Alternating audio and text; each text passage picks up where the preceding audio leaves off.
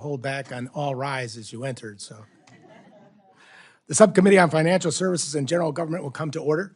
The hearing is titled Budget Hearing of the Supreme Court of the United States. Members will have 5 legislative days within which to revise and extend their remarks and insert extraneous material into the record. Before we begin the hearing, I'd like to urge members to stay focused on the topic of today's hearing, the United States Supreme Court budget request for the fiscal year 2027. This is not intended to be an opportunity to revisit the court's opinions, talk about financial disclosures of the justices, or any other issues not related to the court's budget request. I now recognize myself for an opening statement.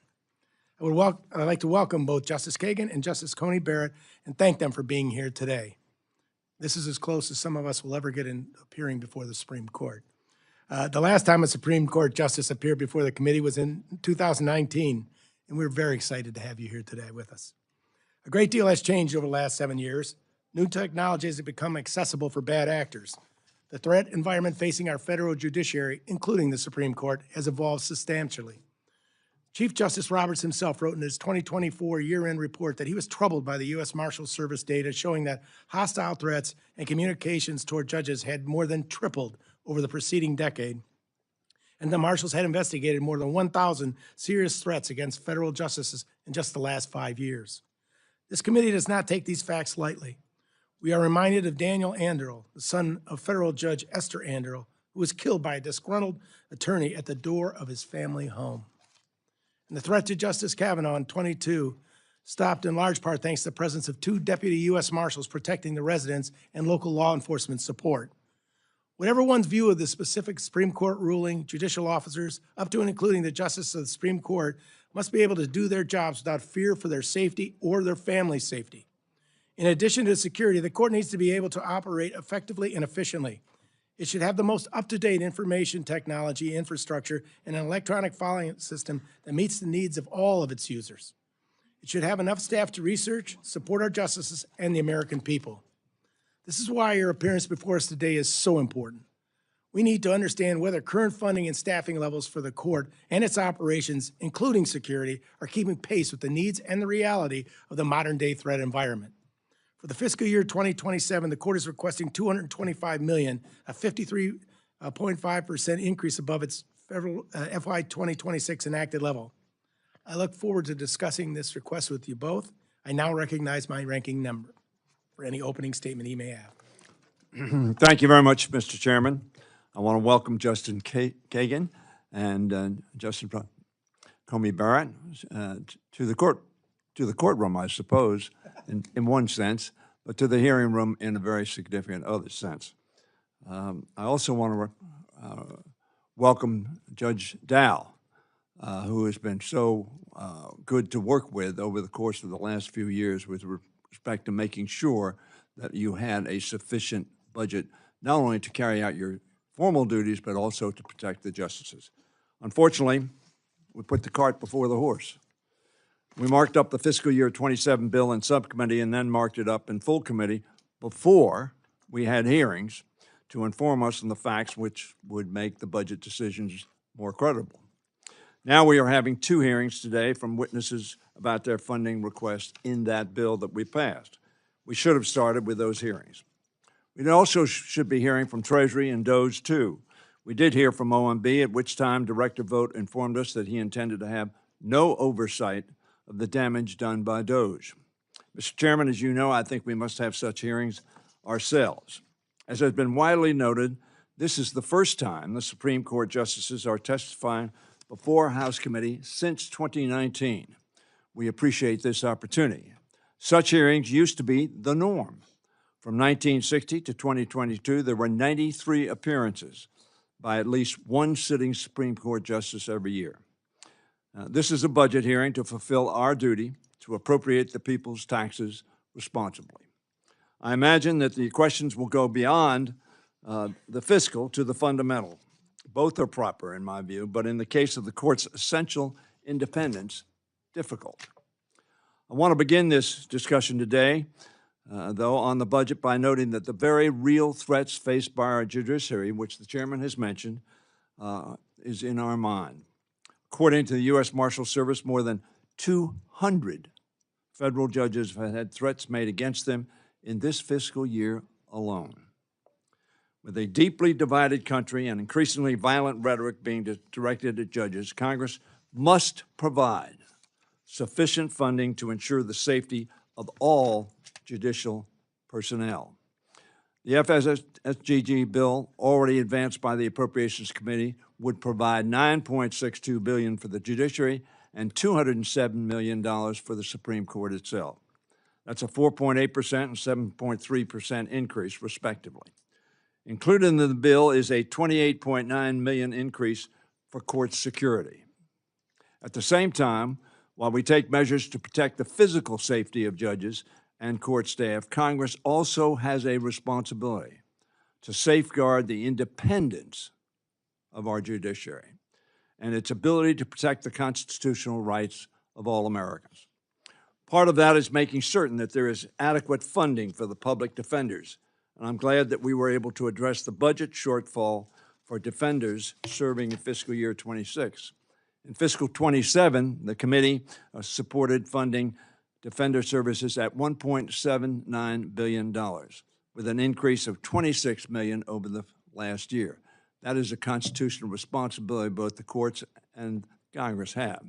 The rule of law depends on a judiciary that is properly funded, especially now when we need a strong judiciary to protect Americans from the imposition of a theory, in my view, of executive supremacy. This administration is routinely engaging in conduct that tests the limits of our Constitution. We must remember that our republic is a three-legged stool. The Congress, the executive, the judiciary. I believe that each branch must be held accountable by the other two, as well as that each branch has a constitutional duty to protect the constitutionally granted powers of the other two. The American people whom we represent expect the Supreme Court and all our federal courts to play its constitutional role as a transparent and neutral arbiter of the law. Just as we in Congress must do our duty to hold the executive and judicial branches accountable, so too must the court carry out its responsibility to keep an overreaching executive or legislature in check without overreaching itself. At the same time, I believe the court has a responsibility to guard against the executive subverting the Article I powers of the Congress from usurpation by the executive. That was the founder's genius of separation of powers and the assurance of checks and balances. That is how America's judiciary maintains the trust of the people and prevents constitutional crisis. As John Adams said, we are a nation of laws, not of men. Maintaining the checks and balances to ensure that precept prevails remains the difficult but necessary job of each of the branches. In doing so, each branch will earn the structural deference our founders intended, and they believed essential to perpetuate the democratic republic they so ably constructed. Justices, I thank you and your 7 colleagues for the work that you do, and I look forward to this hearing and what you have to say today. Thank you, Mr. Chairman. Thank you, Mr. Hoyer. I now recognize the ranking member of our full committee, the gentle lady from Connecticut, Ranking Member DeLauro, for her opening remark. Thank you very much, Mr. Chairman, and thank you and Ranking Member Hoyer. And maybe I'll start with, may it please the court, may it please the Congress. Justice Kagan, Justice Coney, Barrett, welcome. Thank you so much for appearing before this committee today. The last time, as has been said, any sitting justice of the Supreme Court appeared before this committee was in 2019. And my hope is that this sets a precedent on the role of the United States House of Representatives. I fully appreciate the unique constitutional role of the court and the immense responsibilities each of you carries as members of our nation's highest tribunal. Judicial independence is fundamental to our constitutional system, and nothing about today's hearing should be understood as diminishing that principle. At the same time, independence does not preclude accountability. Cabinet secretaries, agency heads, and leaders of independent institutions routinely appear before Congress to explain how taxpayer dollars are being spent and to answer questions regarding their budget requests, and the Supreme Court should be no exception. Each year, Congress exercises one of its core constitutional responsibilities by appropriating funds for the federal judiciary. It is therefore entirely appropriate that the court appear before this committee each year to discuss its needs, to answer questions from the representatives of the American people. As two of our nation's foremost constitutional scholars, I thank you. I thank you for recognizing that the Constitution vests the power of the purse in the Congress in bringing your budget before us today. Turning now to your fiscal year 2027 budget. No one can ignore the disturbing rise in threats directed at members of the federal judiciary. It is not lost on me or any of us the increasing prevalence and intensity of threats against not only you and your colleagues on the Supreme Court, but against judges throughout the federal judiciary. As of the 1st of July, there have been 370 threats made to federal judges, according to the U.S. Marshal Service. During the entirety of last year, there were 564 threats made. At this rate, we are looking at a 31% year-over-year increase in threats against federal judges. That is simply and deeply an alarming rise. We are not strangers here to this heightened threat environment. Members on both sides of the aisle have seen an increase in serious, credible threats of violence as well. This poses a danger not only to public officials, but to the institution of democracy as a whole. Our system cannot function without a reasonable guarantee of safety. In recognition of this need, we approved on a bipartisan basis more than $890 million for lower court security for fiscal year 2026, an increase of over $140 million compared to the previous year. In the spring, this committee passed a funding bill which included over $920 million for lower court security, a further increase of almost $30 million and equal to the amount proposed in your budget request. We are carefully considering the additional funding requested to fortify the Supreme Court and increase security for yourselves, your families, and your colleagues. We are, of course, more than happy to provide the resources necessary to ensure the safety and the security of the judicial branch. But we must be diligent in our duty as appropriators. For instance, will this additional funding for security be sufficient for the future? And how will that be measured? Will you need to come back again for further increases? Or will this be a one-time infusion, and will that suffice? This is a gravely serious issue, and we must make sure taxpayers' money is handled well. What action is the court taking to strengthen public confidence through ethics, transparency, and accountability? It is no secret that political divisions in our country have grown deeper over the past decade or more. That, I believe, is one factor that has contributed to the erosion of trust in our system, including the Supreme Court. Various scandals have also plagued the court in recent years, from leaked decisions to financial entanglements and conflicts of interest, contributing to a growing sense among the public that our government exists to serve special interests and not the public good.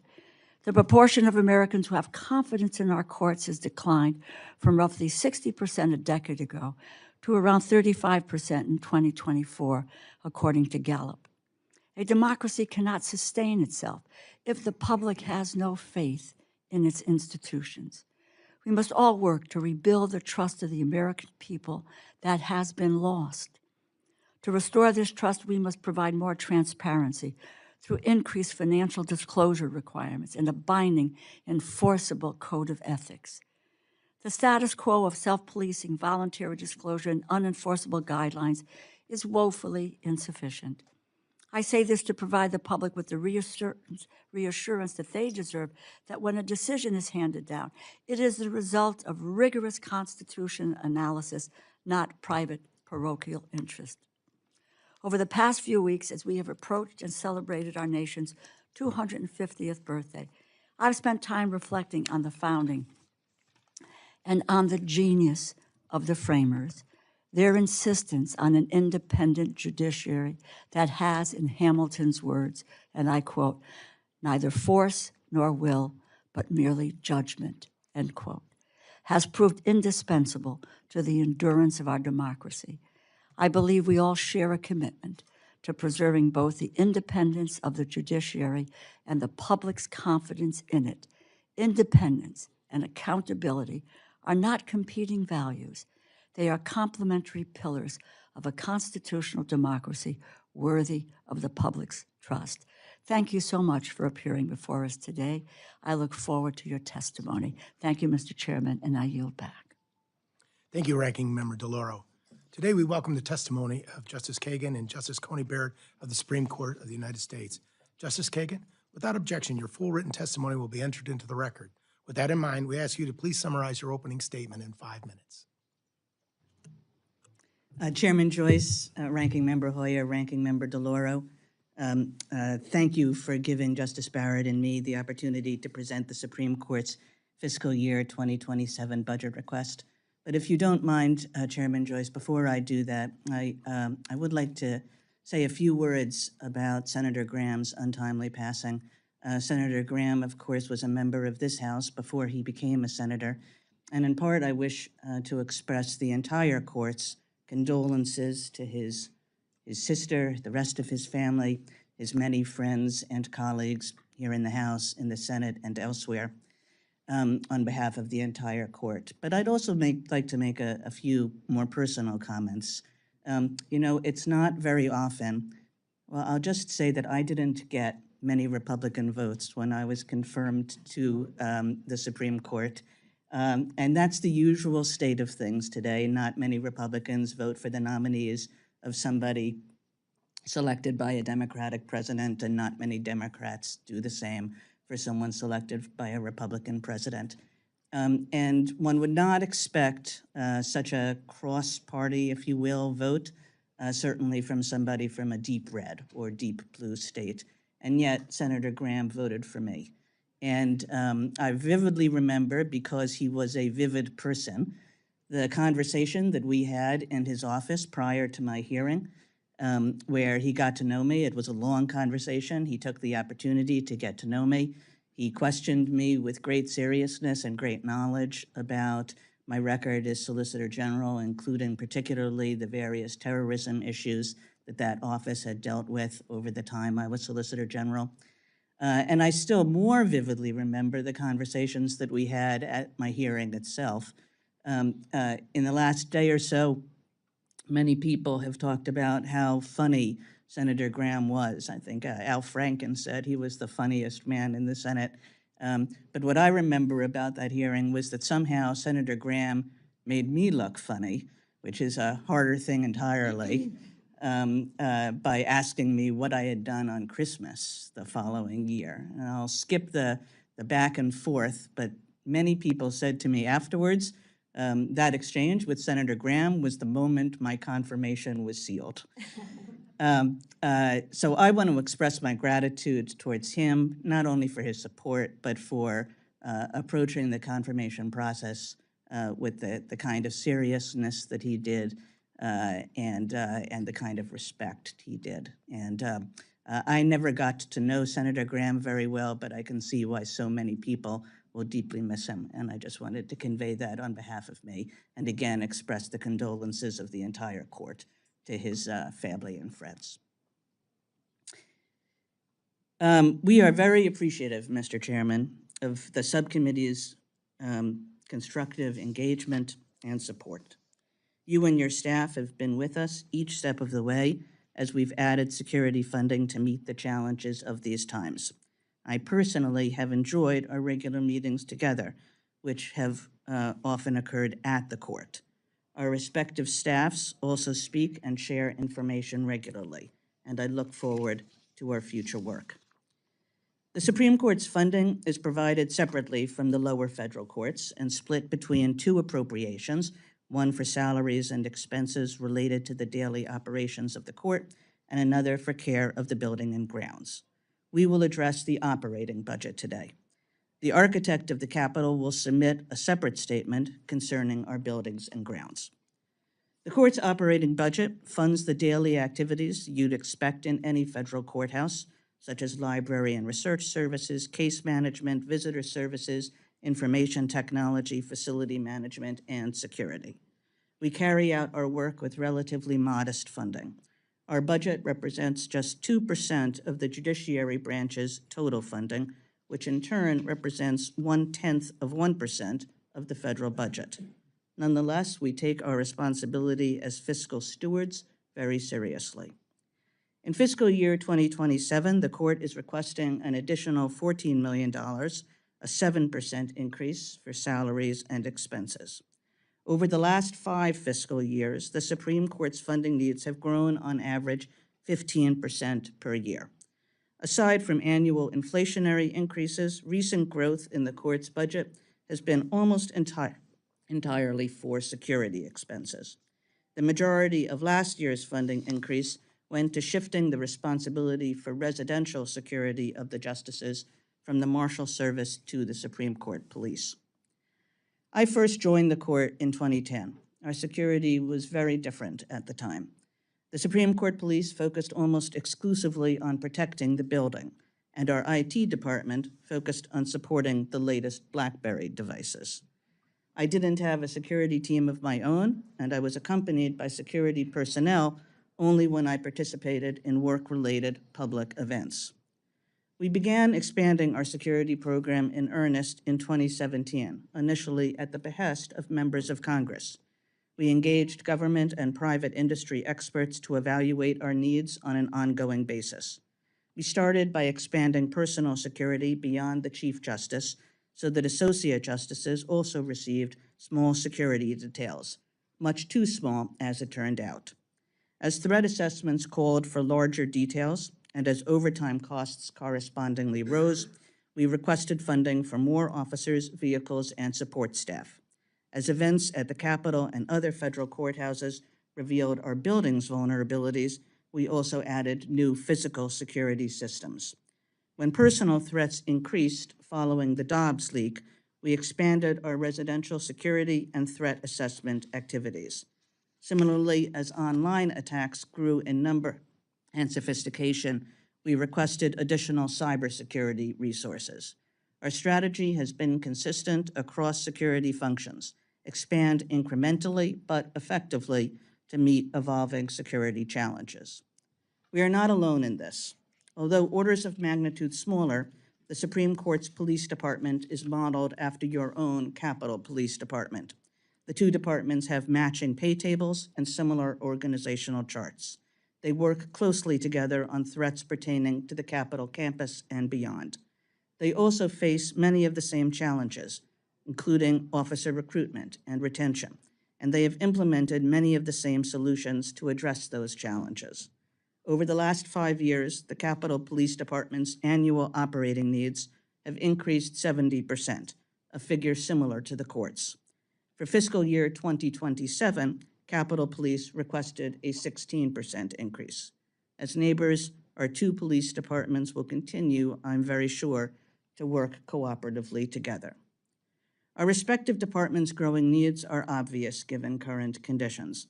The Capitol Police Chief recently testified that threats against Congress are up 50% this year. The Supreme Court Police expect a smaller but still very substantial 38% annual increase in threats this year, which follows a 25% increase last year. For some of us, those threats have come very close, and all of us live with the knowledge that they may again materialize. But as the Chief Justice has said, all members of the court continue to do their jobs as they believe legally right, adjudicating cases without fear or favor. We are grateful to the Supreme Court Police for all they do to support our ability to do so. Again, we thank you for your invitation to come here. While we cannot comment on decisions or pending cases, Justice Barrett and I are happy to answer any budget-related questions you may have. Thank you, Justice Kagan. I now recognize myself for questions. Chief Justice Roberts himself referenced a rise in threats in the judicial branch in his 2024 year-end report. He specifically cited more than 1,000 threats investigated against federal judges in just the preceding 5 years. Would you talk about how the volume and nature of threats against the court has changed over the past several years, particularly following the Dobbs decision and the 2022 incident at Justin Kavanaugh's home. Is the threat level changed in 2026, and what do you believe is driving that trend? The numbers, as you've mentioned, it was up 25% last year, on track for 38% this year, and those. Microphone, please. Good? Yes. And those statistics sound abstract, but being on the receiving end of them is not. So I thought I would just share a little bit about how the threats have affected me and my family personally. They have required me to, or my children, to think about and see things that children should not have to see or think about. One example is when threats to my life were particularly intense a few years ago, around the time of the Dobbs leak.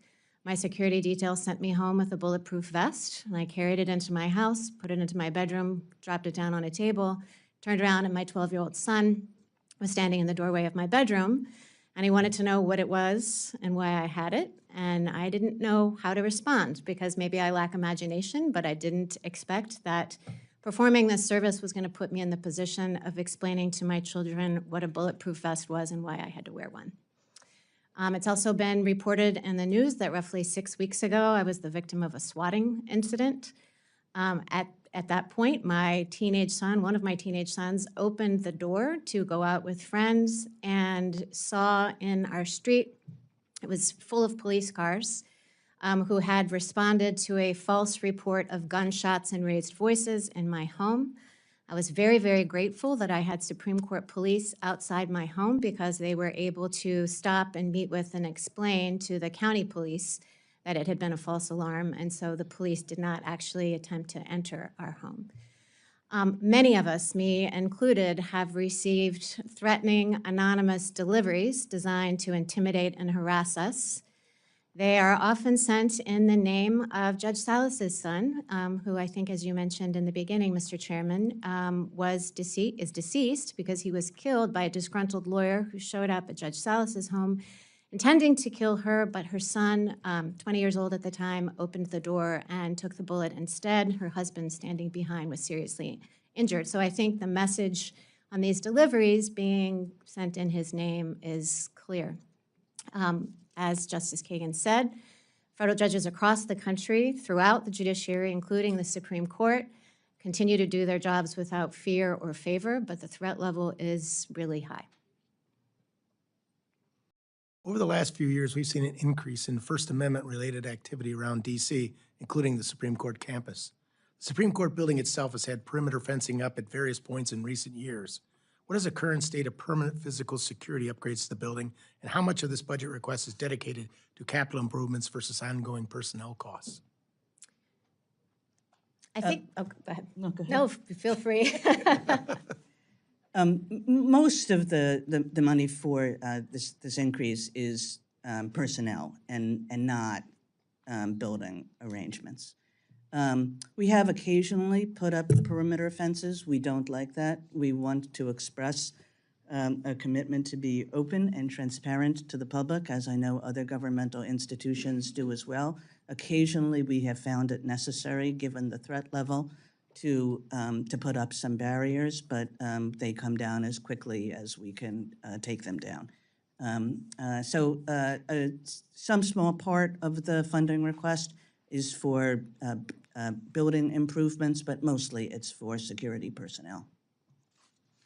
Protecting the court and justice involves coordination between the Supreme Court police, obviously, the U.S. Marshal Service, Secret Service, Capitol Police, and local law enforcement, depending on your location. Would you walk us through how those responsibilities are divided and whether there are any gaps or redundancies in the structure that we should be aware of? We are primarily taken care of by the Supreme Court Police. When we needed additional residential security and the Supreme Court Police was unable to staff that, the Marshal Service did help us, and so our homes were protected by the Marshal Service. I might be wrong about this, 2 years or so. The Marshal Service was not able to sustain that level of support, and so they asked the Supreme Court Police to take that over, and the Supreme Court Police is now doing that with the help of contractors.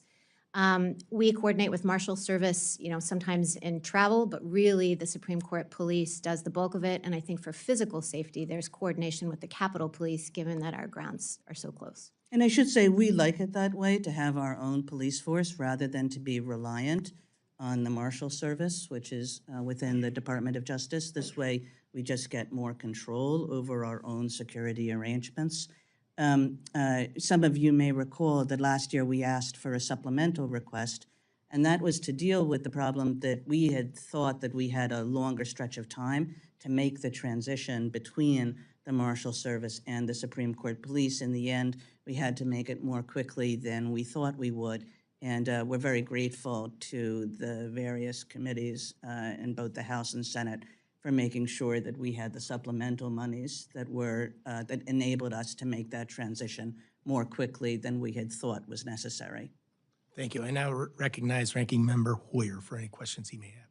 Thank you very much, and again, thank you for your testimony. We're all very concerned about the security and the safety of our judiciary, not only because of you individually, but because of the impact it would have on our system and the disincentive for people to serve in the roles that are so critically important to our society.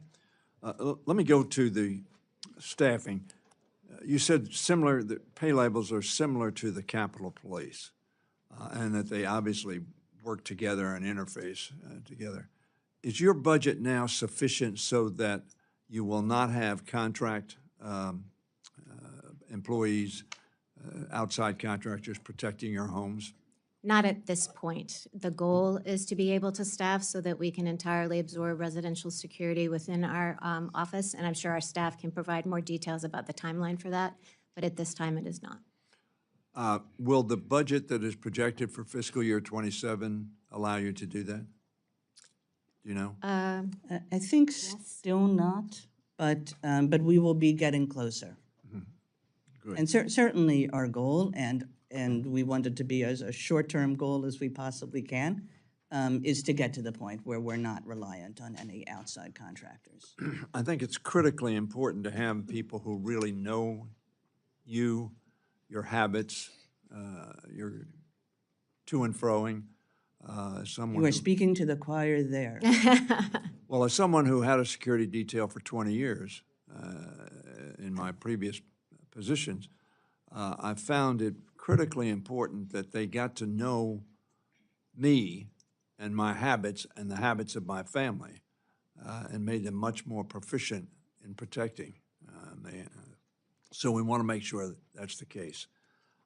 Let me go to, and I'm not asking you about the substance of decisions, but I am asking you, there has been a substantial increase in what I guess we call shadow decisions. Is that a budget-related or policy-related phenomenon?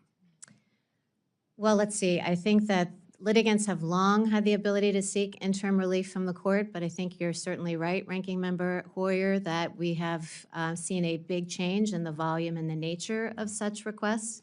The court is doing its best to adapt and respond. I think it's a policy question, not so much a budget one. I don't know if you have additional thoughts. I'm sure there will be additional questions.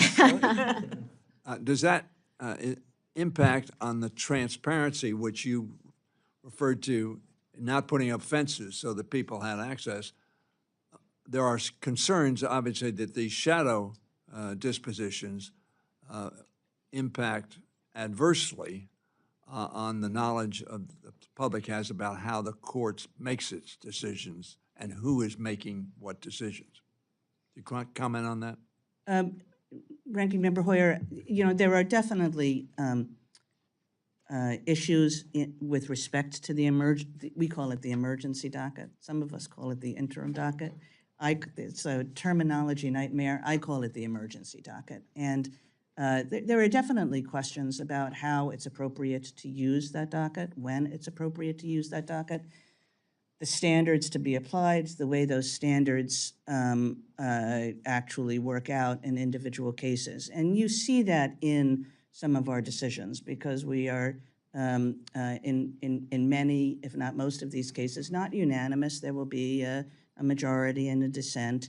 The reason I think it's probably not appropriate, at least not now, to call it the shadow docket is because we have done, I think, a better job in the recent past of of where appropriate, and it's not always appropriate, but where appropriate, explaining ourselves, at least to a moderate degree. So I think if you had asked me this question a year ago, I might have said that there were some cases, and in fact I did say, I had said in some public events that there were some cases where we did so little explanation of what lay behind our order that lower courts had a great deal of difficulty trying to figure out what that order was. Were we saying something about the merits of the case? Were we saying something about who had standing to contest the merits? Were we saying something about appropriate remedies? Nobody knew. I don't think that that's so much a problem anymore. I think that as we've gotten more experienced in these constant requests that are coming to us about requests for emergency relief, that we better recognize that at least sometimes there is a need for additional information. And we have issued opinions and sometimes majority and dissenting opinions accordingly. Thank you very much. Thank you. The chair now recognizes Mr. Amadei for any questions he may have. Thank you, Mr. Chairman. To provide some context, obviously security is probably rightfully so at the top of the pyramid as we discuss the court and its budget. How's business? I mean, you know, anybody know where you are? Anybody filing this, that? And you've kind of touched on it a little bit in response to Mr. Hoyer's questions, but to have an idea of how things are running in the machine of, well, we got 9 justices, and here's who comes to us, and here's what we're doing, here's what we're turning down, here's what we're accepting, just to have kind of a background context to this discussion about security. So however you want to address that, Sure. how's business going? Yeah, well, business as usual, or maybe not as usual.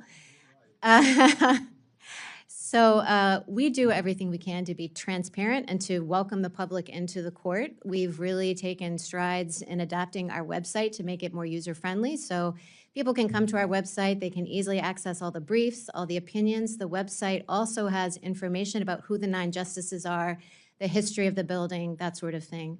Our courtroom is open to the public. We routinely have public courtroom lectures to groups that are coming in. I believe all of my colleagues, I know I do, speak to groups and school groups that come through to educate them about the court. Our curator has exhibits throughout the first floor of the court to educate people about the court, including a wonderful exhibit that's up about Cooper versus Aaron. We have the Cooper bench from the famous case that's out in the court right now, complete with a video explanation of it in which all 9 of us participated. So I do see a need for educating the public about what it is the court is doing. And so the court, I think, has done its best to try to make that accessible to the public.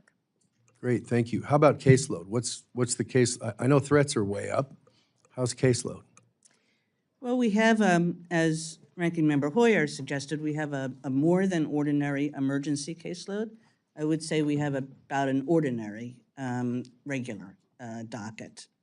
If you look back really a number of decades, our docket has gone down. You know, when I clerked at the court, so that was, I'm afraid to say how long ago, but in the late 1980s, the court handled about 140 cases a year.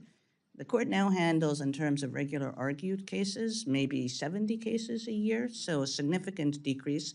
There's a cottage industry and explanations for why that decrease took place over time. But for all the time that I've been on the court, we've been relatively stable. So the last 15 years or so, we're doing about, you know, maybe 1 year at 75, 1 year at 60, but something on that order. So we continue to hear cases every month and to always decide, always issue all our opinions before July 4th every year. Thank you. I yield back, Mr. Chairman. Thank you, Mr. Amadei. The chair will now recognize the lovely lady from Connecticut, Ms. DeLauro, for any questions she may have. Thank you very much, Mr. Chairman. And just a point before I get to my questions with regard to the exchange with Justice Kagan and Congressman Amadei, it would appear that these are the court statistics. In 2006, there were 10,256 total cases. In term 2024, 45, almost 4,600 cases. So it is about a 55% decline. I have to imagine in analyzing that. This is in petitions, are we talking about? So that it may be that what happens there is the interim shadow, whatever docket we're talking about here, that may be a part of that. So that there has been, in a fewer cases than you pointed out that have happened in prior decades.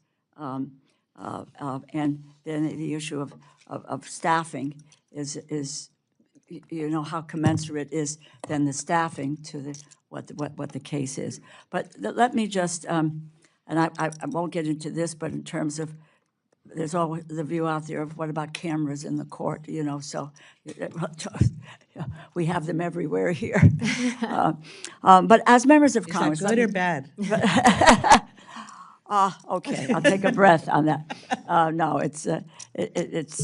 I'm sorry, I didn't mean to turn it around. No, what you were very good. It's very good. It's called transparency. Anyway, my questions. As members of Congress, we follow very strict gift and ethics rules. We're not allowed to accept any gift if it's over $50 at one time, and there's a total value is more than $100 in a calendar year from any individual. There are exceptions, and an entire committee, we have an ethics committee that decides whether a trip or a gift is allowed. But as justices of the Supreme Court, you can and do accept these gifts without any committee or without hesitation, or maybe there's hesitation, but in any case, you can accept these gifts. The Supreme Court does not have a gift ban or a binding code of ethics. I know in 2023, a voluntary code of ethics was adopted, but it is entirely self-policing without any mechanism for enforcement. It is more permissive than the code that applies to all other federal judges. And just in full transparency, I strongly support Ranking Member Raskin's High Court gift ban, which would bring the Supreme Court justices' rules in line with the rest of the federal government. Based on the financial disclosures available for the justices, tickets and trips have exceeded this threshold of the which is in the voluntary code. This last year. So a couple of questions from this. Is this a time to make this a requirement instead of a suggestion? That's my first question. You want me to do gifts? I can do. Ranking Member DeLauro, I would be happy to address the question about gifts. The court follows the restrictions of the Judicial Conference of the United States applicable to all judges with respect to gifts, and we are not, there are restrictions on our ability to accept gifts. We're not permitted to accept gifts with, some nuances and some exceptions from litigants before the court. And any gifts that we do accept, this is by statute. There's a statutory limit on reporting that requires reporting of any gift. I think that the limit is about $500 right now. You would know they would be on our financial disclosures because we have to disclose that. So with respect to gifts, we do have constraints, and we do have our in-house counsel. I mean, anytime I have any question about how the code applies to a particular circumstance, I always call him. Did you want to address enforceability? On the code of conduct, as you noted, we, the 9 justices all agreed to a code of conduct. It's specifically geared towards the Supreme Court. As you also noted, there is a question about enforceability. And right now, the mechanism has no enforceability system. And this is something on which various people have spoken in the past, and I've made my views known in the past, which is that I think we should work hard to try to figure out some enforcement system. I will say that that's an extremely difficult question for a pretty obvious reason, I think, which is that I don't think that you would want an enforcement system that was controlled by the executive branch or by the legislature. And this is because of what you said in your opening statement about the importance of judicial independence. Right. You don't want a president picking an inspector general to decide, which of us is breaking the rules or how we're breaking the rules. So I think it really has to come from within the judiciary, and that's hard because, we sit at the top of the Judiciary Committee, so it's hard to figure out how to have a system that makes use of judicial resources to police us. One idea that has been suggested by some people is to use respected retired judges. Right. That has, some pros, some cons. I think that this remains an open question, a question of discussion. But so far, we have not resolved anything. Okay, and The chair because, now recognizes the gentle lady from Iowa, Ms. Simpson. Good morning. Thank you to both of you for coming before our committee today, and you were so welcoming to this full committee when we came over to visit with you a few years ago and to have some of these similar conversations about your security needs. And I'm so sorry you're having to deal with many of these same threats that members of Congress and our families also deal with. And Justice Barrett, you were sharing that story about your 12-year-old. My boys are 13 and 15, and so I've had to have some of those very similar uncomfortable conversations with them about our security posture, even in the middle of Iowa. So I am sorry you're having to deal with that. I think reasonable people can disagree and unreasonable people resort to violence, and unfortunately that's where we are. And so I appreciate your comments on that, and know you are not alone in dealing with those challenges, but it is unfortunate nonetheless. I wanted to follow up on something you started with about the coordination with the marshals when you're traveling for speeches, because you talk about having the Supreme Court police force, but obviously working in coordination with other law enforcement when you're traveling for speeches, some of those teaching opportunities, other engagements. So we know that those are not immune from protests and First Amendment activities as well. Can you speak a little bit to what that work is like in terms of coordinating on the ground as you're traveling the country to have some of those conversations on the ground? I think some of that coordination might be something we would have to say that if you wanted to talk in a skiff or with staff just about the operational details. But I think at a high level, I can say that when we are, appearing, say, at a university, there's a lot of coordination, obviously, between the university security staff and our security staff. The same is true whenever we're at an event with local police. There's coordination with local law enforcement authorities.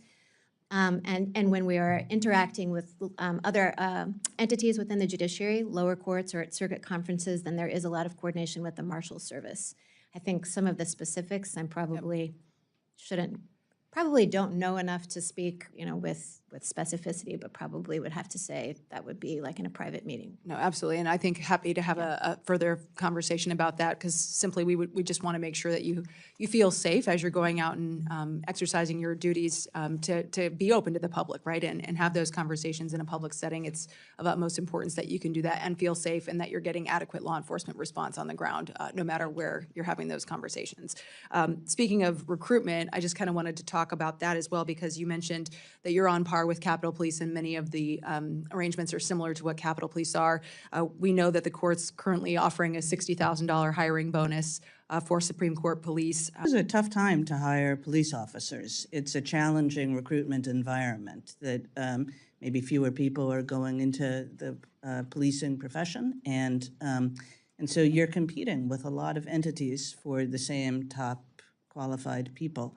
Notwithstanding that, we've managed to do pretty well. We do offer a recruitment bonus.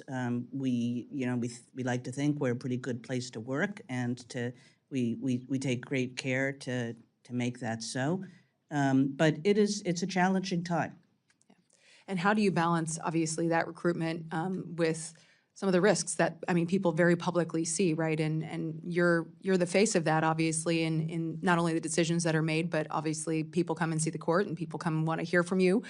How do you balance that recruitment with some of those risks in terms of getting people in the door? Yeah, well, people definitely come in the door. We are, we have many visitors to the court. We have a packed courtroom most of the time when we hear argued cases. So we're trying, very hard not to let it interfere with the court's openness to the public, and we'll continue to try our best to do that, and just to make sure that we have the security personnel, the security resources we need to ensure safety within an essentially public building. And just a question about, and maybe it's something that needs to be addressed in a SCIF as well, because you think about the limelight that's on you, and that may shift depending on a case that's being heard or a decision that's been offered. Do the number of officers or marshals assigned to you vary dependent on that limelight, or is the detail pretty consistent no matter who you are? We are each assigned between 4 and 8 members of a security detail, but in particular moments when the need arises, and especially if someone is under particular threat or if they're speaking more publicly, so they're more in the limelight in an event, that number increases and we're able to pull from other resources within the court. And over time, we'd like that detail number to increase. So if now it's 4 to 6, maybe 8 members of a security detail, you know, we'd like to increase that over time when we get to our full staffing needs. And as Ranking Member Hoyer had spoken, and I know I'm out of time, Mr. Chairman, you know, these people get to know your routines, and making sure that you have people on your detail who are familiar with your activities is critical. So thank you, Mr. Chairman. I yield back. Thank you, Mrs. Hinson. Chair now recognizes Mr. Pocan for 5 minutes of questions. Thank you, Mr. Chairman, and thank you both for being here. I couldn't make our most recent informal conversation, but I remember a few years back, you both were very generous with your time, and I really appreciated that discussion, so thank you both for that. I think there's no question that any of us, there should be no partisan difference in wanting to make sure everyone's secure.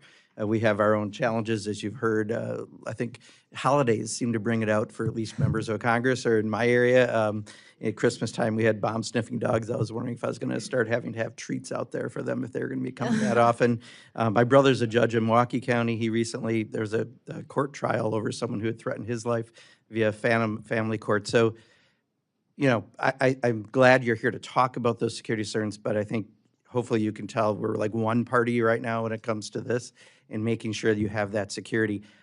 I do want to say, though, I think at a 30,000-foot level, public also has some questions about our institutions, and incumbent on us then is to make sure that we're at times either explaining or reforming to meet where some of those concerns are. Right now at the executive branch level, I think you know, people are seeing some unprecedented amounts of new things happening that in 250 years as a country haven't happened, and that's causing concern. Here in the legislative branch, I would argue, I think people think we've lost our copies of the Constitution and that we're a co-equal branch of government. We're not doing our jobs. But I think when it comes to your branch, specifically the 2 areas I hear the most, and I do a lot of town halls, are the shadow docket or emergency interim docket, and then the issue around code of conduct. But shadow docket's one I really like the explanation on. I'm not a lawyer, my brother is, but you know, the amount of cases that you took up last year were surpassed, or the last session were surpassed 63 on the so-called shadow docket versus 56 on the regular. And if you go back in history, during the Bush and Obama Solicitor General times, emergency relief was only done 18 times combined over 16 years, right? So this is a huge change in how this, and I'm going to use shadow docket because I'm a journalism major. I was taught to talk at 8th grade level, so everyone understands it. That's the vernacular I think people understand. But, you know, they're not really fully briefed. They're not fully argued opinions in the same way I think that people are used to the tradition of the respected tradition of the court. They're unsigned, usually emergency orders, but that definition of what's an emergency certainly seems to have changed given the number of cases. It usually was elections or like someone was on death row when you dealt with this, and now it's about whether trans people can serve in the military or cases that may not be seen by the public in the same way. So my question is just help me understand this. Yeah, there's, I have a podcast and we had a conversation on this with an expert one time, and they said a few suggestions they had. And let me run this by you. And if you just talk a little more about this so I can understand why the cases have gone up so much. You know, they suggested things like restoring more mandatory jurisdiction to the court so that you're not maybe cherry picking in some ways, empowering lower courts to seek guidance from you ahead of time. So maybe sometimes that could take care of things. An inspector general for the judiciary. Anything you want to talk about? Those are some things that came up, but I would like to be able to explain to people next time I have a town hall and people ask about this, why this rise has happened in areas that I don't think we really expected those cases. And while you said there might be a decline, I think just this Trump presidency alone, in 16 months, there's what, 34 of these? Maybe my number's off, it might even be higher by now. There were 41 in the first Trump full term. that seems like a rapid expansion of this. So I talked too long, but if you could address that, I'd appreciate it. Thank you, Congressman Pocan. I'll address something about the numbers, and I saw something about this in the news in the last couple of days. I'd have to sit down to figure out the numbers. I think that it could be that what the numbers are referring to are, we have mandatory jurisdiction in a sense over all of these emergency applications, because every single one of them, we have to either grant or deny. So to the extent that we've disposed of, say, 67, I'm not exactly sure what the number is, some of those may be denies. It's not that there were 67 grants, but in every single case, we wind up doing something on the emergency docket because we've either denied relief or we've granted relief. So, you know, as long as we have that jurisdiction, we don't have the discretionary jurisdiction like we do on the merits docket, where we have cert authority and we choose which cases to take. On the emergency docket, it's like you just take all comers and you have to grant or deny these motions as they're filed. I didn't mean to suggest, Mr. Congressman Pocan, that the overall numbers had declined, just that there was a decline in the, when we grant relief with no explanation, that we do that less frequently than we once did. But I think, you know, you've made some excellent points about the, there are downsides of using emergency relief, that we don't get the kind of briefing that we ordinarily do. We don't get the argument that we ordinarily get, and we should consider those downsides when we decide how often to grant this relief. Now, I will say that the court, again, you know, as its question is like, why are all these people coming to us for this relief when they didn't in the past? I think partly it has to do with the fact that the court did grant some of these petitions, and then you encourage everybody else to bring them to you. And now it's become, you said, like, how's business? How's business? Is like, business is pretty good on this side because people see that there is at least a potential for us to grant relief, and so why not file a petition? And the court, I think, again, has, and there are differences, there are disagreements among the 9 of us. We talk about this all the time. Sometimes a majority does something and there's a dissent. But I think over time, we have at least tried to do better in important cases, ensuring that we have some degree of sort of regular-ish process, so that there are some emergency petitions. For example, the one that was just decided involving the Federal Reserve Bank, which we almost treat as though it were a regular case. In other words, we ask for argument, we make sure we get sufficient briefing to decide it. So occasionally we've done that, and that is something that I think we need to consider going forward as well. Thank you. Thank you, Mr. Pocan. The chair now recognizes the gentleman from Texas, Mr. Cloud, for 5 minutes. Thank you, Mr. Chairman, and thank you, Justices, for being here. It's great to see you again, and thank you for the opportunity we've had to speak with you about this over at your place a couple times over the last few years. Most of my questions have been addressed in those meetings regarding security. I did want to just point out that this is not just, it's your personal security, but it's also the IT systems that need to be updated. It's the cybersecurity that you're constantly attacked that's also being addressed in this as well. Correct? Correct. The cybersecurity attacks have been up, you know, by magnitudes year after year. AI is, and the rapid advancement of AI is making that more and more possible. We haven't suffered the kind of paralyzing attacks that some of the lower courts have, but in seeing that, that has caused us to try to ramp up very quickly our cybersecurity protection. And so some of the funding that we're seeking is for additional cybersecurity experts who can come in when we've tried to proceed very responsibly. We've consulted, we had an external review done by experts, and then we've assembled a tiger team inside the court to try to implement those suggestions, because it obviously impacts not only the independence of the judiciary, but their national security risks to having our systems be vulnerable. One of the big issues recently was the leak that happened, and the court was doing its best effort with the tools available at the time to track down the leak. I don't know if we've found the leaker yet. I don't think it's public. The marshal issued a report at the conclusion of our internal investigation saying that we had not at that time. At that time, but right. yeah, she also said in that report that were additional evidence or leads to surface, that they would be pursued. And there have been additional leaks over time, too, and this is something that all 9 justices take extremely seriously, because we can't do our business, we can't engage in confidential communications, which is the best way to operate, is to be fully open with one's colleagues about one's views.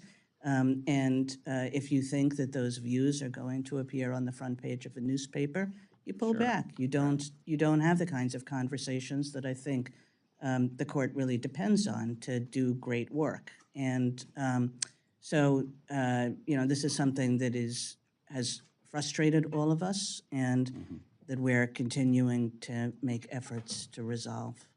Is it your view, if there's a police force that reported directly to the Supreme Court that would include cybersecurity officials, I imagine, or any of the sort, is it your view that they would be subject to congressional subpoena, or would that be a separation of powers issue? I don't think we are authorized to express a view on that. Okay. One issue I do think that Americans are concerned with, and it's really appreciative to have you here. I wish we could have more of these because of our constitutional role, to be a check, in a sense, on, not necessarily on you all, your decisions certainly, but on the judiciary system. Is one thing that's really concerned me is what we've seen in nationwide injunctions, what we've seen in what's been lawfare, in the sense of we've seen lawyers who were supporting the president be disbarred, while those who campaigned and even attacked him invented extraneous legal platforms to go after him. There was no disciplinary action at all. And what concerns me about that is the ABA, the American Bar Association, doesn't serve officially as a gatekeeper, but in many ways serves as a gatekeeper, which traditionally that hasn't been that big of a deal. But they are the only they're the only accrediting agency for law schools recognized by the federal government. Yet lately they've kind of taken a partisan bent on a number of their policy outcomes and initiatives, including transgender surgery for children, advancing DEI requirements for accredited universities for law students. They even targeted universities who did not embrace those.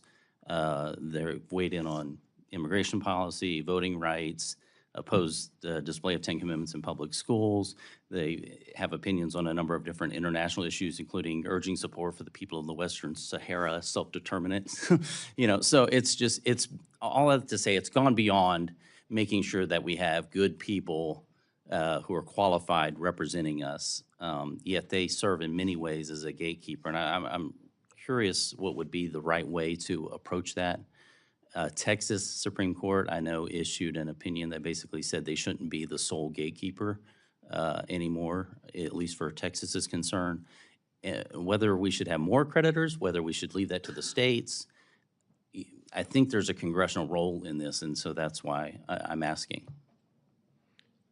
If I may, we have a hard stop of 11:45 because the justices need to go over to the Senate and testify there. I want to make sure everybody gets their 5 minutes.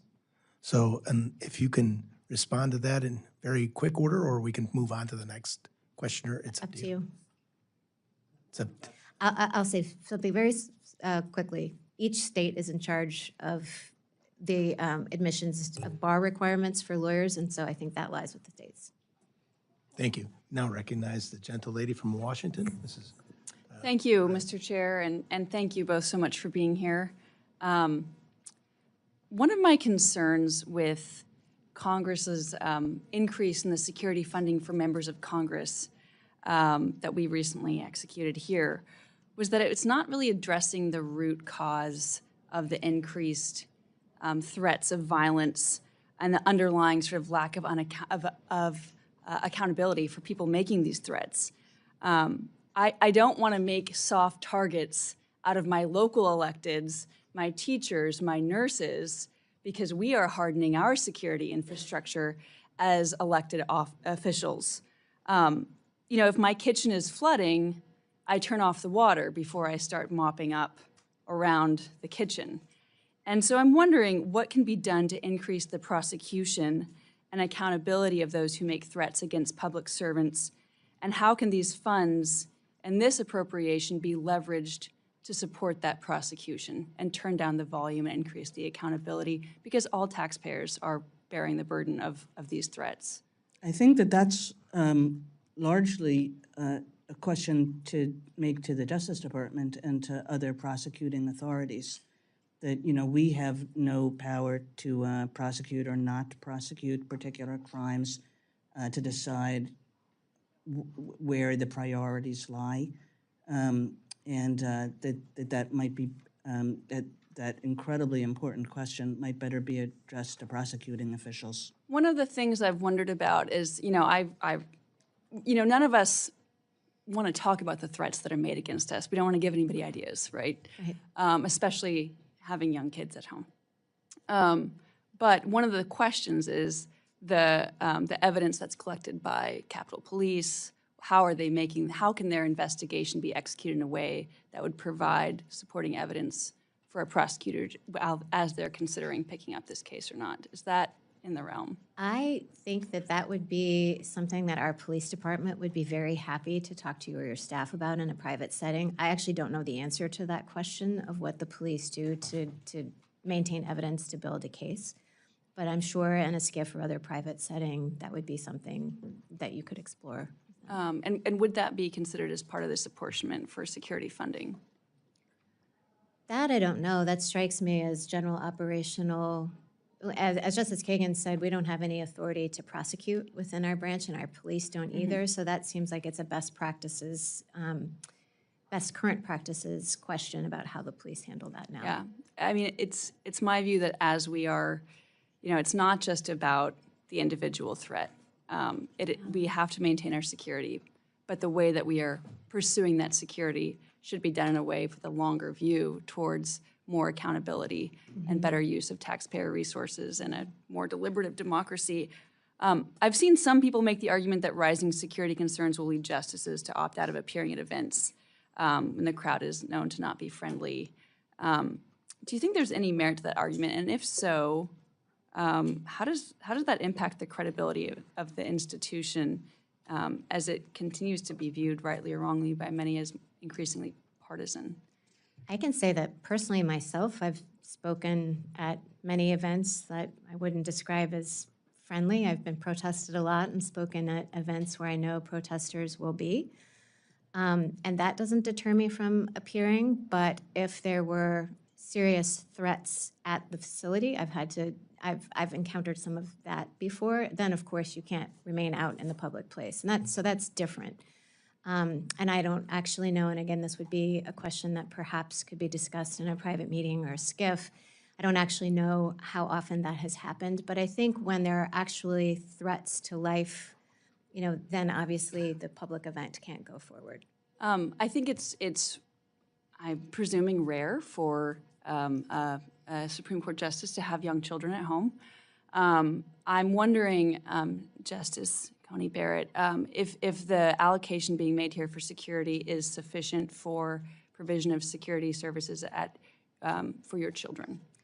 I'm very grateful for the residential security. I think that is the primary. I mean, that has just been huge for us.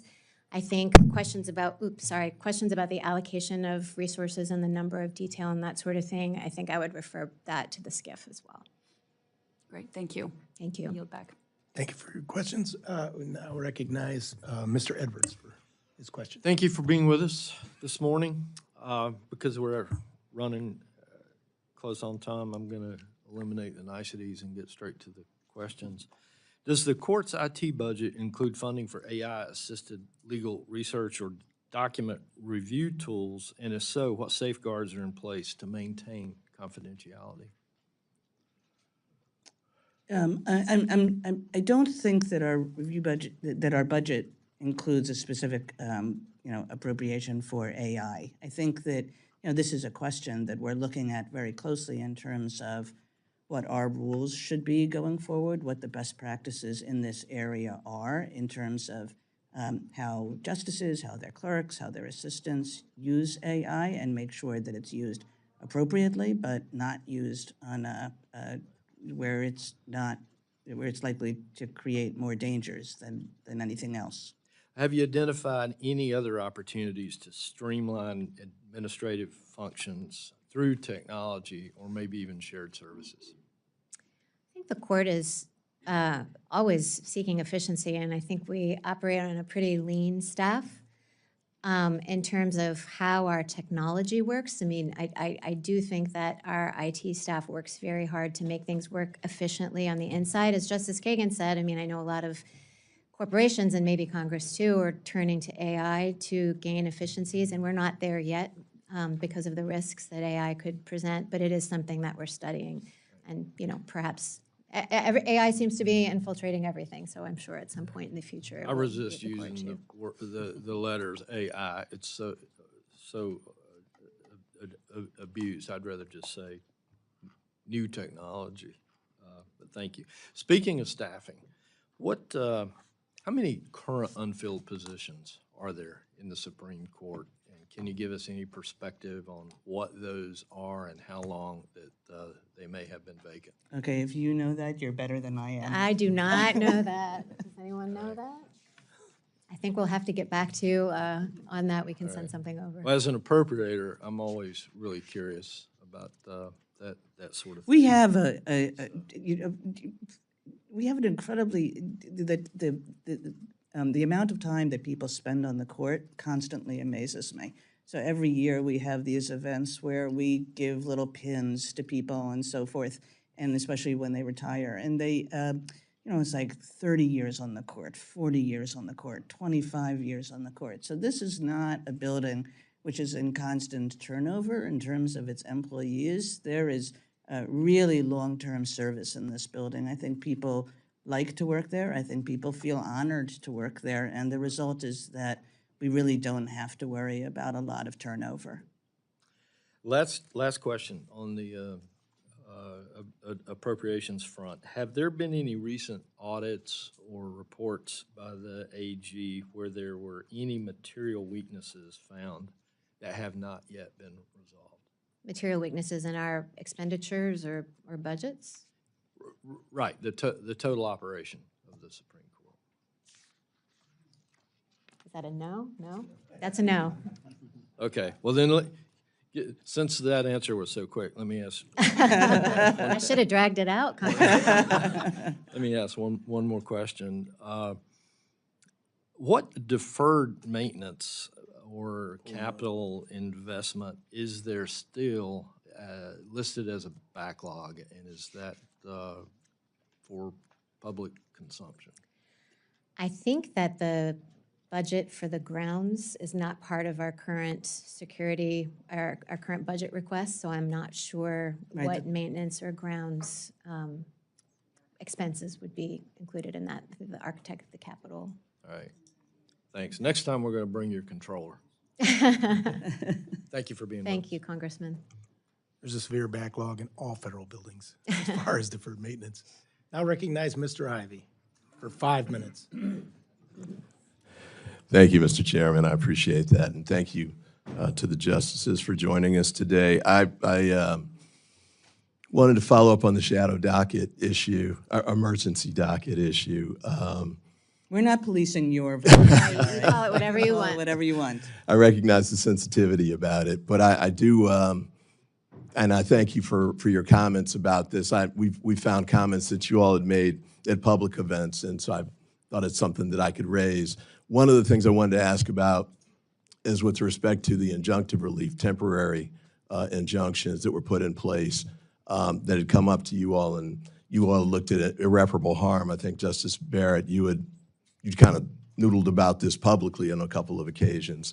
And I wanted to get your take on that, because just to be candid, I represent Prince George's County. We have tens of thousands of federal employees who've been laid off or forced out during this time period, in part during what's been going on with the litigation in these cases.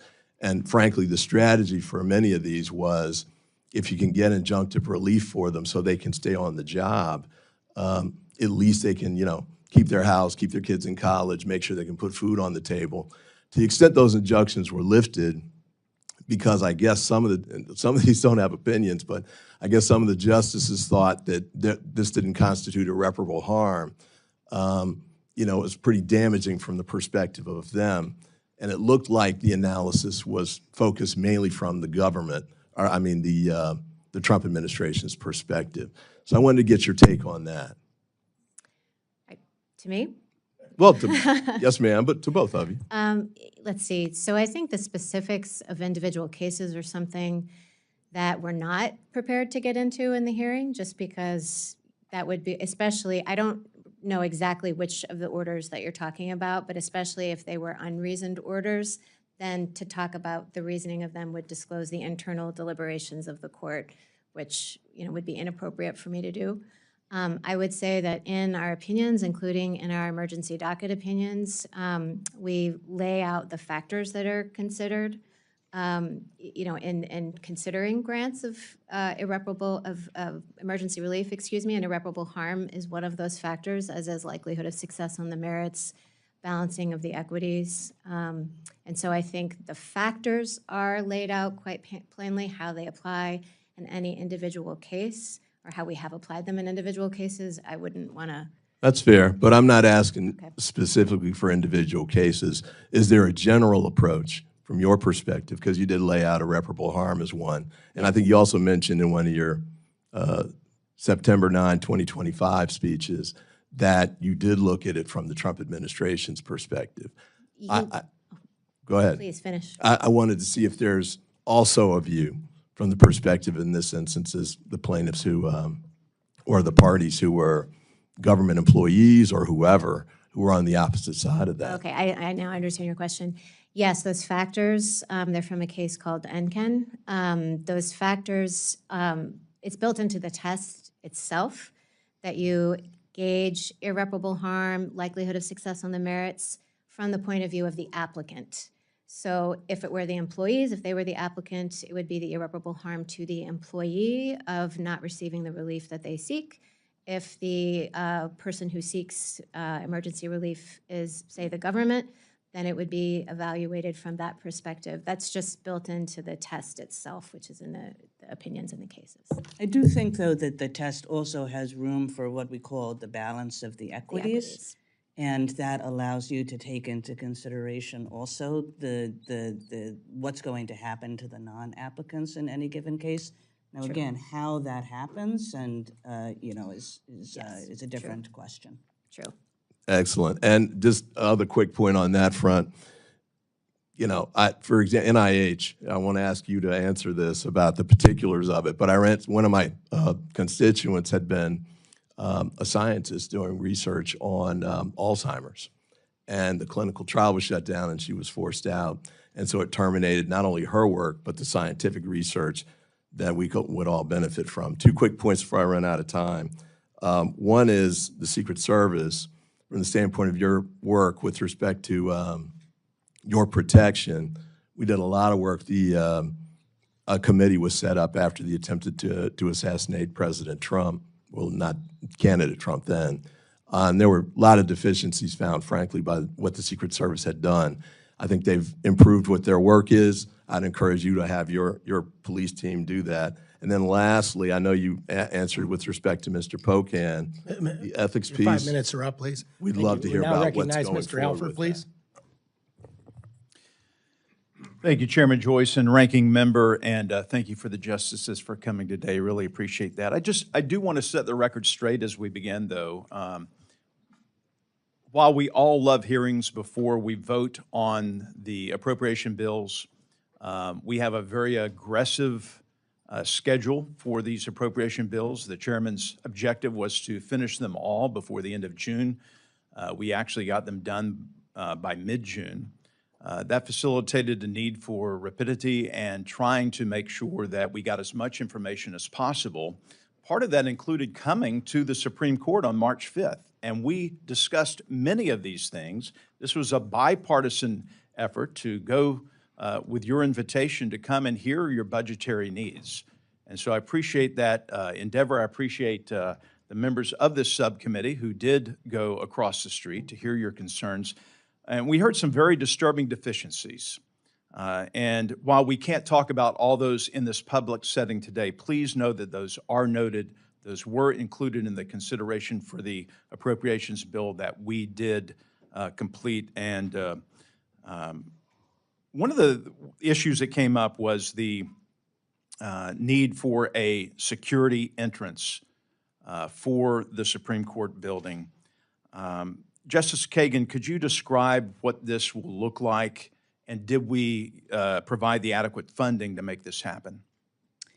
I think we don't know exactly what it would look like, but we are concerned about people coming into the building right now before they've been checked, essentially, and only being checked when they're in the building. And we're concerned as well with the ability to enter for cars to enter. We've actually gone a significant way in addressing that issue, essentially by closing off the street behind the court, and we're very grateful to local authorities for their willingness to do that.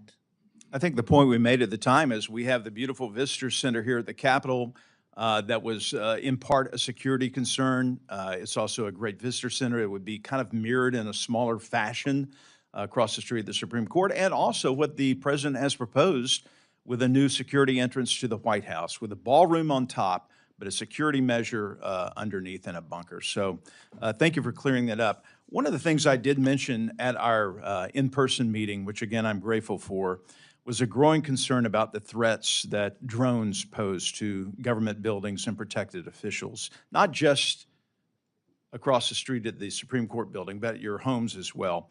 How is this Supreme Court preparing for that evolving threat, and are there any additional authorities or resources that we should consider to make sure that you are protected? And if you would like to, we could do this in a skiff at a later time, if you feel that it's something that needs to be addressed there, or if you want to I address could it say generally that we share that Yes. concern. Generally, I think drone mitigation measures are certainly on security's radar. Well, we want to keep on top of that, and Chairman, maybe we could do something in a skiff setting to where, you know, this is a growing threat to all government officials, and doesn't matter what party you're in, nonpartisan, this is a threat that needs to be addressed. And I think, Congressman, that there might be ways to address whether we have all the authority we need currently, or whether there needs to be additional statutory authority that would really allow us to deal with that issue. That would be an interesting conversation. We're facing that here on the Hill as well, and in our state and local authorities.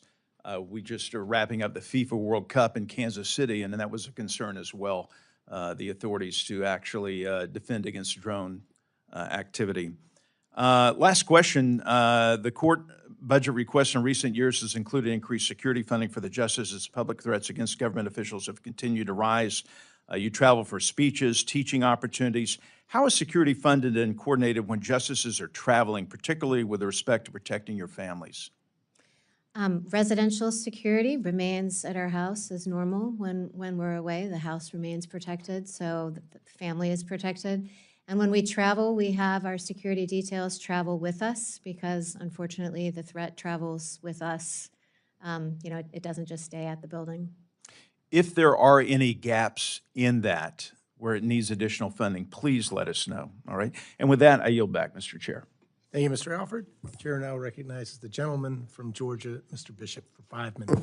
Thank you very much, Mr. Chairman. Thank you to the Associate Justices for your appearance. And let me say at the outset that I fully support and appreciate the need for the upgraded security that has been requested, and I think Congress will be responsive. The Supreme Court contracts many of the security services, and for example, you contract with the Chertoff Group since 2018. The services it's provided include consultation on protecting your homes, on review of the Dobbs leak investigation that was conducted by the Marshal's Office. In addition, the individuals who man the magnetometers at the court entrance are not members of the Supreme Court Police, but they work for an outside firm. And each of these contracts can run into the millions of dollars, yet the court does not have the same contracting obligations under federal law that other parts of the government do. In the interest of transparency, would the court consider publicly listing any contract that it has with an outside firm, security or otherwise, whose annual value is greater than $1 million? I think we have, Justice Barrett and I have not considered that question or addressed that question, so I think we would need to go back and take it to people who have thought about that issue more. Okay. All right, but let me switch to another more policy-driven concern. As of July 10th of this year, 75% of President Trump's appointees to the circuit and district court judgeships over the combined course of his first term and the current term have been men. Additionally, 84% of the appointees have been white, male or female. And when looking across all of the active circuit and district court judges as of July 10th, regardless of which president appointed them, nearly 60% are men. Additionally, 66% are white. Can you both speak to the importance of having a diverse federal bench that's representative of the country's demographics? And might you also add the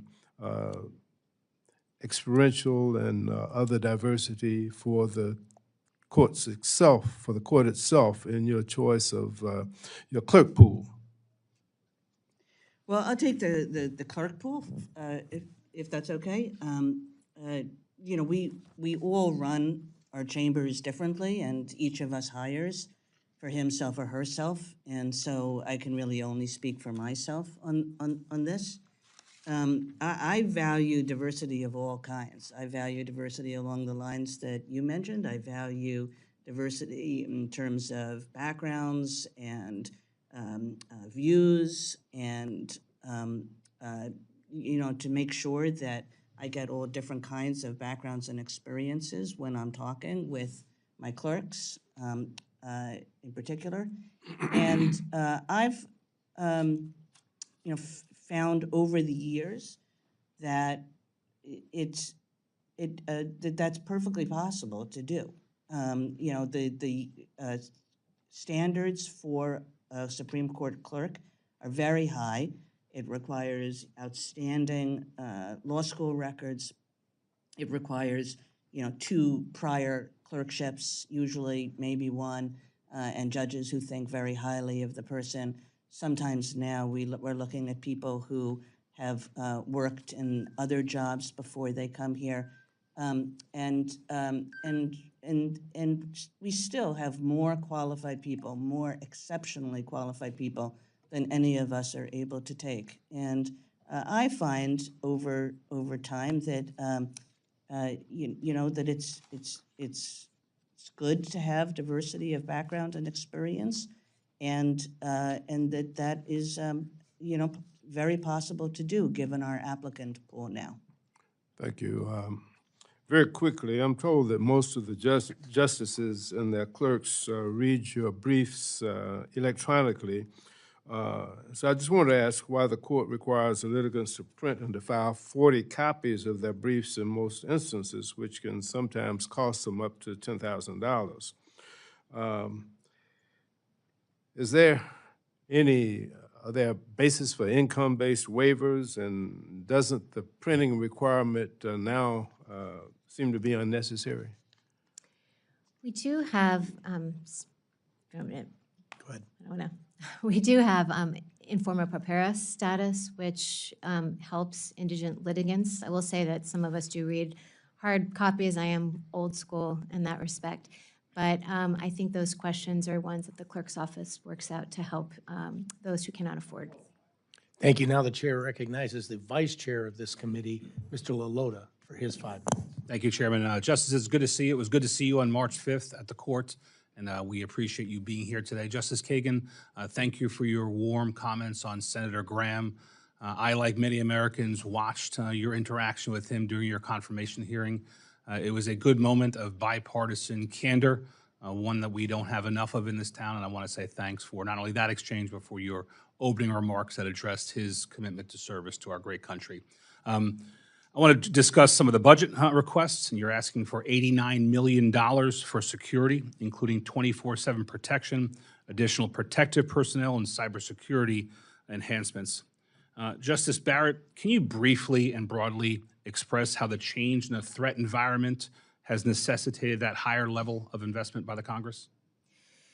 I think it's because, when I was a law clerk, Justice Scalia did not have protection all the time. Justice Kagan mentioned she didn't have it when she began, but now the threats are constant and they're always there.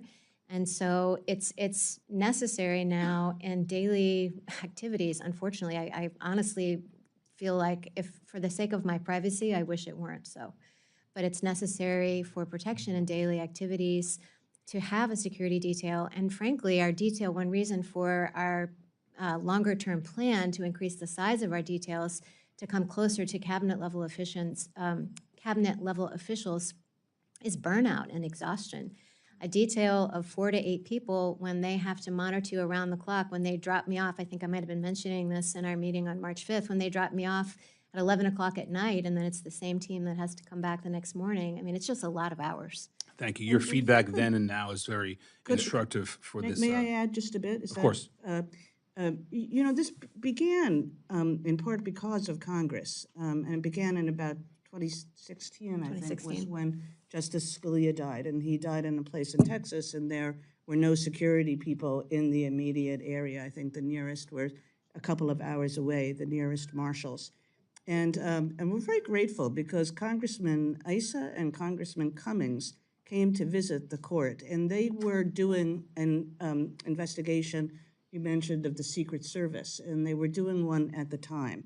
And that required that they look at different institutions and departments, security personnel, and they came over to the court and they said to the Chief Justice, this was how the Chief described it to us, they said kind of like, we think you're crazy, that you have less security than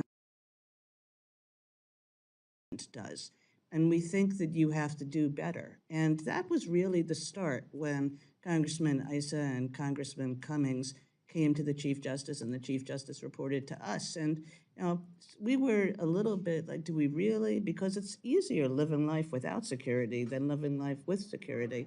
But we started, and we started slowly, incrementally, carefully, making sure that we balanced all the necessary factors. Then, of course, the Dobbs leak happened, and that really increased the urgency of the entire thing. But we've been working on this now for about a decade, and actually, I think, are grateful to Congress for coming to us and saying you have to up your game in this area. And there's still more work to do in this area. I think that both sides of the aisle take your security seriously. Justice Kagan, you mentioned earlier in your testimony the wanting to decrease your reliance on the U.S. Marshals and increase your reliance on your own court police. Can you describe the impetus behind that dichotomy? Yeah, nothing against the U.S. Marshals who do a terrific job, but I think this allows us to whenever we have to make a policy decision about how to use our security personnel, it's our policy decision. We don't have to convince anybody else. And what several members have suggested, I think, is absolutely true, that you want a completely stable workforce, so people who are providing you with security really know you. And to the extent that we're relying on the Marshal Service, they're coming, they're going, they have other responsibilities. They probably won't be committed to an individual justice or to the court full time. I think I agree with your point. You should have a separation of powers in your own autonomy and your own security, and we should want to empower you to do that. Very briefly, in the world of finite budgeting, as you do more of one thing, you by necessity often do less of one thing, and we're right to consider doing more with respect to your security. Are we missing something when we do that? Are we doing something less when we do more with security? Are you doing less work? Are you delivering less opinions? Are we somehow degrading your ability to deliver justice in other areas? I think we carefully steward our resources, and I think our budget reflects the needs that we have to continue fulfilling our constitutional mission. Thank you. Appreciate you being here. I yield back, Mr. Chairman. Thank you, sir. And now we recognize like the wedding feast at Coney. We saved the best for last in our Cardinal Womack. Thank you. Thank you, Mr. Chairman. Former head of this committee. And what a joy it is to have our justices in front of us this morning. I've been around these precincts for a while now. I remember back in the day when it was Justice Kennedy and Justice Breyer that were here. You two have done very well today, but not quite as entertaining as those two guys. I can promise you that. And let me also acknowledge a couple of familiar faces in the crowd, Judge Dow, George Everly, who is back at the court now, and the great work that they do. We've had terrific relationships down through the years, and that has not changed with the court. And so I commend you for that and for this front row of people who obviously are your support staff and help this court continue its important mission. I don't have any budget-related questions, but in my remaining time, I'm going to give you an opportunity to speak to the rest of the people in this room. When I came in, and I came in late this morning, there was a line of people outside this door, and I'm sure that line is probably still there. And I was taken aback by how young these people look. So if you look beyond the front row in this room this morning, you will see the faces of young people from all walks of life who all to me look like they're at least under 25 years of age. And they are driven here for different reasons. I'm going to give you both an opportunity in the remaining time I have, 3 minutes, to speak to the hearts and minds of these young people who one day could be sitting exactly where you're sitting today, and give them hope that what we do in this country is, and what you do in the court is part of our genius as a country. And Justice Kagan, I'm going to let you go first. You have these young people's complete attention. You're raising the bar here. Thank you so much, Congressman Womack, for that wonderful opportunity. I think I would say to the young people in this audience and the young people everywhere, what is just true of our democracy, that it rests in their hands. And how we function as a country going forward is in large measure up to them. And that they should take all the opportunities that they can to learn about our country and to learn about its history and to learn about our governmental institutions, and then to figure out how they can do better and leave the world a better place than they found it. And I think that I am optimistic that this generation of people will do just that. Justice Barrett. Hear, hear. I agree with everything Justice Kagan said, and I would add that I am heartened that so many young people are here and waiting in the line to want to see this hearing, because I think it shows engagement in our democratic process, and I think what they have seen is a really constructive bipartisan effort in this hearing to address these issues, and I hope they see that in the court's work. We work hard to, disagree well when we disagree, and we agree a lot of the time. And I think that kind of constructive engagement and not just throwing your hands up and saying, I'm not going to deal with people with whom I disagree, is what we need to move forward. Great advice. Thank you for the great courtesies you've extended. Yes, Seems to me that's a 9-0 decision. Yeah, that's a 9-0, and that's pretty rare, but that's a 9-0 decision. Thank you for the many courtesies you and your teams have extended to my office and to this committee, and we respect the work of the court and continued best wishes. I yield back. I will admit that Judge Dow is getting off awfully easy today, but that's for another day. The ranking member of the full committee has asked for a moment to address something that she didn't get to in her statement. Thank you very much, Mr. Chairman, and I wanted to say to Mr. Womack, which is a very, the gravitas of what you've asked and the responses are really heartening and should be to all of us, and mostly including our young people who are today, who are hungry to be engaged and involved. My question goes back to something I was talking about, and Justice Kagan, it was just a couple of years ago. This has to do with the, you said the Supreme Court should consider an independent enforcement mechanism for its ethics code involving a panel of respected federal judges. Do you still support that? You know, I personally do. I think that we would be better off with an enforcement mechanism. And I think, you know, that's not to say, I think that my colleagues are taking this code incredibly seriously. I understand. We are all, you know, making every effort, and I think successful efforts to live by it. But if nothing else, for public confidence's sake. Right, for the integrity of the And also, court. an enforcement mechanism can, you know, also make clear not every accusation, not every charge has anything to it, and can make clear this is off base, this is wrong, there's nothing here. But I think that it would be a good thing to do. As you say, I think it's really important that it come from the judiciary itself. There are real complexities about how that would be done, but I have not changed my mind. And Justice Barrett, do you I'm support less- that effort? I'm less certain. I mean, I'm certainly fully committed to the code, as are all of our colleagues, but because of some of the complexities that Justice Kagan identified, I'm just not quite sure. The judiciary moves slowly, the court moves slowly, we have turtles everywhere because of that, and I think that if we had an enforceable, a body to enforce the code, it would have to come from within the judiciary. Without And I just question. think that it's a question of who selects the judges, how is the panel comprised? There are just a lot of complexities. Well, there's lots of integrity with regard to the court, there's no doubt about that. But a mechanism, every other body has that. We have a committee, all the federal courts do. It's just the Supreme Court that doesn't, and it should come from the judiciary. And my hope is that that be for the integrity of the court. We're all under real fire these days, and that includes the court. I think we have to demonstrate at every turn that we are understanding that of the kind of morality that we need to have and that we need to demonstrate to the public about how important we take the roles that we have and that we're not somehow abridging the system or abusing the system. Thank you very, very much, Mr. With that, our time has concluded. I would like to thank both Justice Kagan and Justice Coney Barrett for their being here today and for your answers.